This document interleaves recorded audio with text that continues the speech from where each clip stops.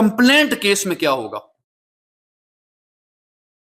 FIR case में यह procedure हुआ, कंप्लेंट केस में जो क्रिमिनल लीगल जस्टिस सिस्टम है वो क्या कहता है? कंप्लेंट जो है वो डायरेक्ट फाइल होगी, इसमें अमूमन इन्वेस्टिगेशन वाला जो होता है ना, जो स्टेज, वो नहीं होती, लेकिन मजिस्ट्रेट ऑर्डर कर सकता है इन्वेस्टिगेशन की।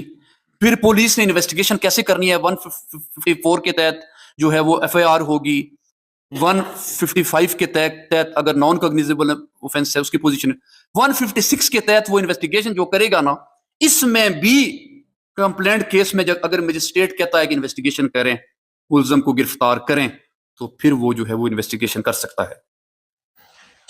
190 के तहत कॉग्निजेंस लेगा मजिस्ट्रेट कंप्लेंट केस में, न सिर्फ कंप्लेंट केस में लेगा बल्कि जो पुलिस केस है उसमें भी लेगा। 3 सूरतों में मजिस्ट्रेट जो है वो कॉग्निजेंस लेता है, एक पुलिस रिपोर्ट, दूसरी कंप्लेंट, तीसरी अपनी इंफॉर्मेशन उसकी, या उसने खुद देखा हो कोई, या किसी और बंदे ने आके बात बता दी हो। 3 सूरतों में वो जो है वो कॉग्निजेंस लेगा।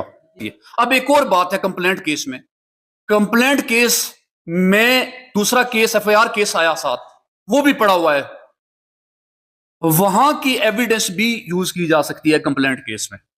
अगर नदीम साहब, अगर वो जो एविडेंस है, वो जो गवाह हैं मेन केस के, एफआईआर केस के, उनको पेश अदालत खुद भी उनको बुला सकती है। अगर बुलाएगी तो दोनों क्रॉस एग्जामिन करेंगे, कंप्लेनेंट साइड भी करेगी और एक्यूज साइड। अमूमन जो है एक्यूज साइड ही क्रॉस एग्जामिन करती है, कंप्लेनेंट साइड क्रॉस एग्जामिन नहीं करती अमूमन।